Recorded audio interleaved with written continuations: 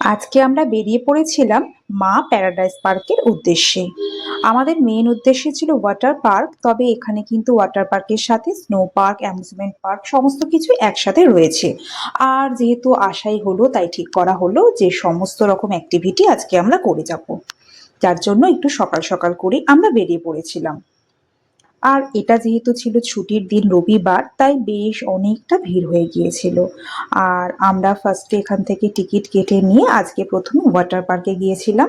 তার আগে একটু টয় ট্রেনে চেপে নিয়েছিলাম। আর ওখানে না ছোট ছোট বেশ সুন্দর গাড়ি রাখা থাকে, এই গাড়ি করেও পার্কে ঘোরা যায়। তারপরে ওরকম একটা ছোট্ট গাড়ি চেপে আমরা ওয়াটার পার্কের উদ্দেশ্যে চলে গেলাম। আর এখানে এসে কিন্তু ড্রেস আমাদেরকে ভাড়া করতে হয়েছিল। আসলে এখানে সুতির জামা কাপড় বা সিনথেটিক বা অন্য কোনো মেটেরিয়ালসের জামা কাপড় অ্যালাউ হয় না।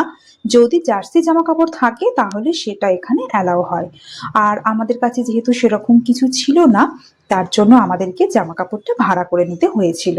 আর জামা কাপড় ভাড়া করে নেওয়ার পর জিনিসপত্র রাখার জন্য এখানে লকারের ব্যবস্থাও রয়েছিল। তো লকার ভাড়া করে আমরা সমস্ত জিনিসপত্র রেখে দিয়েছিলাম।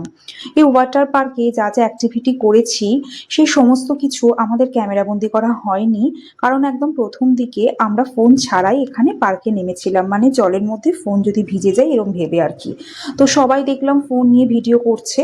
তখন আমার মাথায় আসলো যে আমরা সাথে করে নিয়েও এসছিলাম ওই ফোন রাখার এক ধরনের কভার হয় ওয়াটারপ্রুফ টাইপের, যার মধ্যে জল ঢোকে না আর কি। তো সেটার সাহায্যে পরে আমরা ভিডিওগুলো করেছি। এর জন্য দেখবে ভিডিওর কোনো কোনো অংশে একটু গোলাপি গোলাপি হয়ে রয়েছে, মানে ওইটা সামনে এসে না একটা গোলাপি গোলাপি ভাব এসেছিল আর কি, তার জন্য ভিডিওটা ওরকম হয়েছে। তো যাই হোক, খুব মজা করেছি সেদিনকে।